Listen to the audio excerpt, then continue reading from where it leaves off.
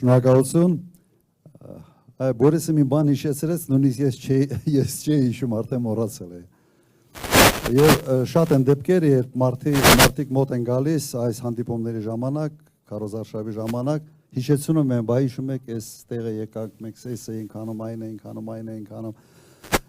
Իսկապես Հայաստանը պետք է այնպիսի երկիր լինի, որ որևէ փոքրամասնության ներկայացուցիչ իրեն օտար չզգա։ Սա մեր ընդհանուր հայրենիքն է, այսպես կոչված ասում են, տիտուլային ազգը, ազգությունը դա Հայաստանն է, հայերն են, բայց Հայաստանը բոլոր Հայաստանում ապրող ազգային փոքրամասնությունների հայրենիքն է ևս։ Եվ սա պետք է արտահայտված լինի պետության հստակ քաղաքականությամբ։ Ժողովուրդ ջան, կա ևս մեկ հանգամանք եւ ինչպես է ընդհանրապես դրսևորվում որոշակի դիսկրիմինացիա։ Կարող է օրենքները ամեն ինչ գրած լինի, բայց տնտեսական քաղաքականությունը, բյուջետային միջոցների բաշխվածությունը, սուբսիդավորման քաղաքականությամբ այնուամենայնիվ կառավարությունը փորձի որոշակի խտրականություններ դնել։ Ասում եմ ձեզ միանշանակ, չի եղել իմ կառավարման տարիների ժամանակ որևէ խտրականություն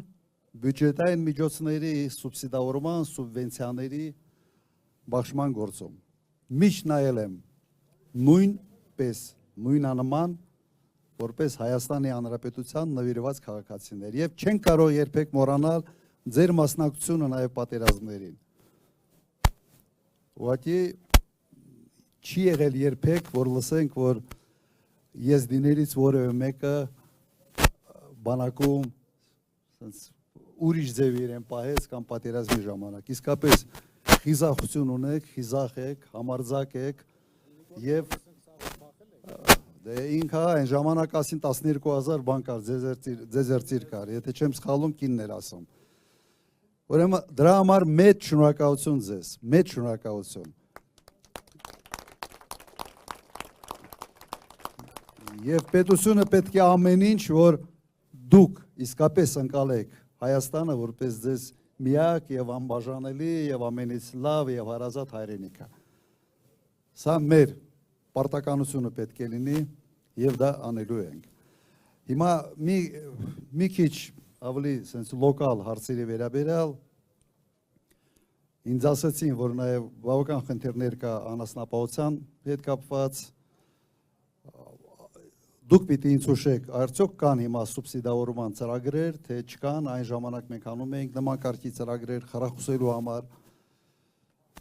Եվ ևս ինձ ասացին, որ այս համայնքում կա դպրոց մեծ խոշորացված համայնքում կա դպրոցների փակման նաև խնդիր։ Փակման մասին է խոսքը։ Ուրեմն այստեղ հայտարարում եմ, այդ process-ը կաղնացնելու ենք։ Մեր դաշինքի մոտեցումը հետևյալն է։ Նույնիսկ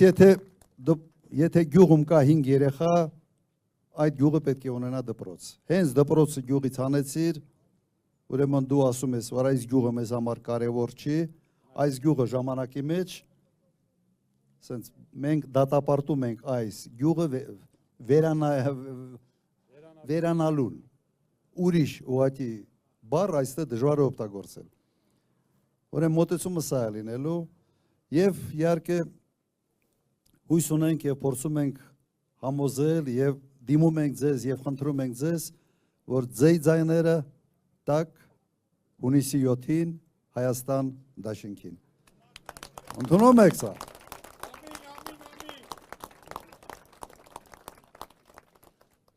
Ուրեմն մենք ես չգիտեմ ձեր մոտ ոնց է ընդունված այդ կարգախոսները հնչեցնում ենք։ Լավ, ուրեմն ժողովուրդ ջան, միասին Միասին Ուրեմն հունիսի 7 համար 17 Հունիսի 7 համար Շնորհակալություն